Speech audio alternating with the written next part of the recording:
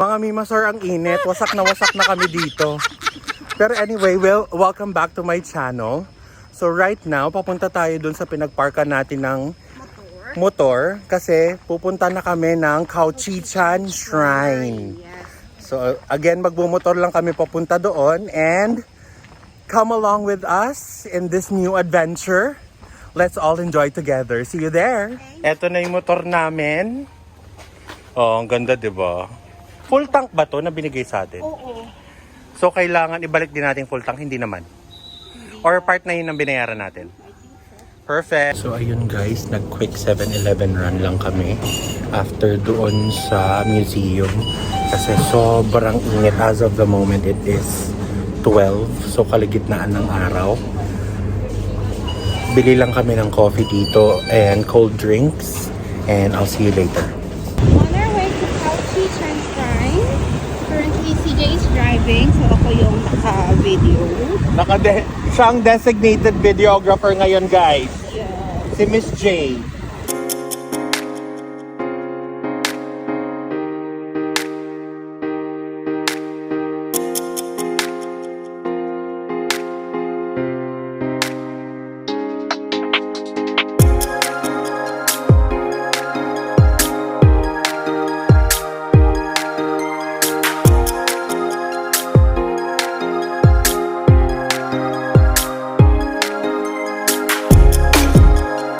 Hi guys, currently naka-stoplight. So ayun, ako pa lang nagmamaneho.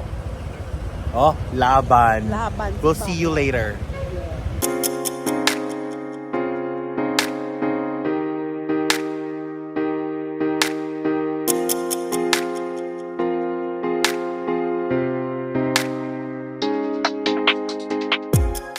So after 45 minutes to 1 hour ng pagmumotor from main Pattaya. Hindi, actually from North Pattaya. North Pattaya. Andito na kami sa may Banchi-chan, which is yung Buddha na shrine sa may Mountain. na naka-carve sa mountain. Ipapakita ko sa inyo. Oo, tapos nilagyan siya ng gold outline. Okay? You will see in a bit. Wait lang.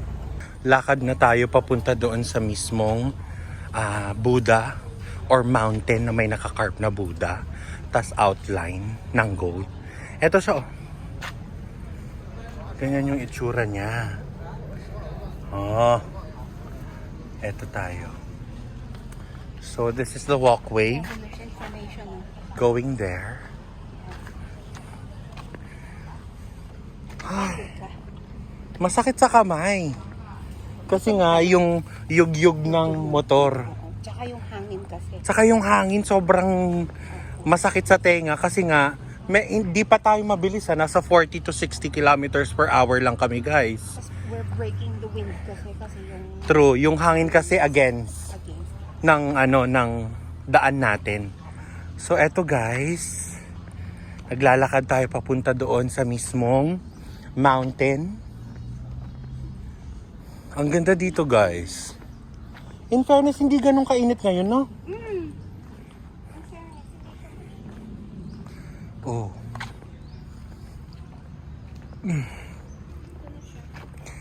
CJ, po tayo din. Tsaka may mga safe boxes, pwedeng mag-donate, no?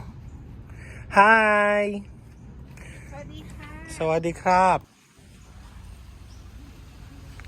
Finger heart. Nakaupo lang kami dito sa puno. Meron naman kasing sitting area. Tapos, ang harap namin, ayan na siya, guys. So, mamaya, dadaling ko kayo doon. Lalapit tayo. Papatilain lang natin ng very, very light yung araw. Hindi naman talaga siya ganun kainit. Okay? Pero yun lang. Again, patilain natin ng konti yung araw. Okay? Ang jijingay. Sila lang yung maingay dito. Naku, mga taga Fire Nation. Yes, alam. Oh, see? Oh, sumisigaw pati. Ang saya, guys, ang hangin. Pero umaraw ulit. Oh, laban. Wait lang, ha. Right now, papunta tayo muna doon sa may praying location. Kasi magdadasal tayo, magbu-wish tayo kay Buddha. And nga pala dito sa Thailand, per wish is dapat 3 incense na stick. Kasi pag isa, pang patay yun. Okay? Make no mistake.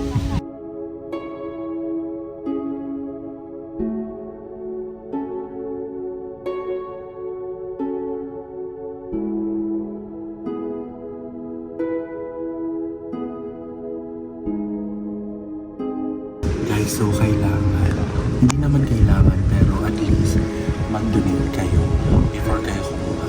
Diba? Para hindi naman nakakahiya.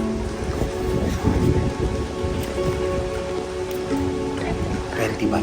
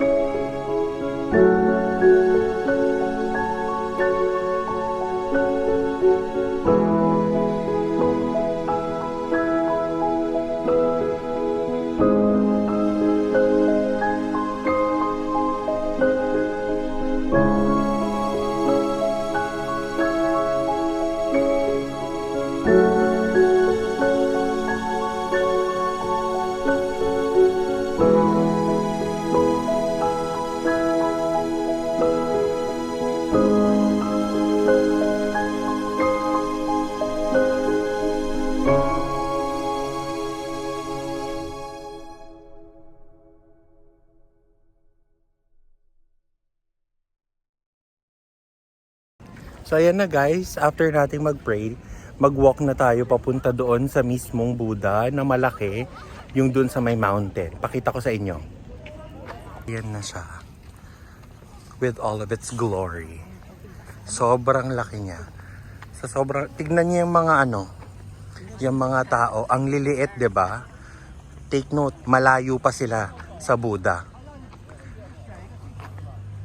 Grabe. Pero yun lang guys, sobrang init din naman. Ang sakit sa balat. So ayan, isang ikot lang tayo. Check lang natin ito. Picture. And then, uwi na tayo. Wait lang. Oh, di ba ang laki niya? Ang ingay ko kasi ang ingay din ng mga ibang lahi dito. Cheres. So ayan. Yun lang guys, actually worth it ang pagpunta dito kahit sobrang tagal, kahit 1 hour mahigit kasi ang ganda ng lugar, as in sobrang ganda ng lugar, and as you can see it's very very very big and bright. So magandang mag-film din dito sa totoo lang. And maganda yung day na pagpunta natin, no Miss J, kasi wala masyadong tao, in fairness. So,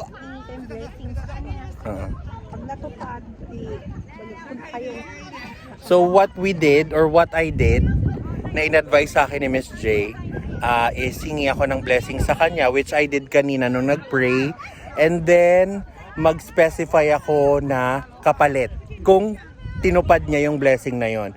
I'll just keep it to myself kung ano yung pinag-pray ko or mga pinag-pray ko, and kung ano yung ibabalik ko sa kanya pag natupad yung mga wishes ko kay Buddha.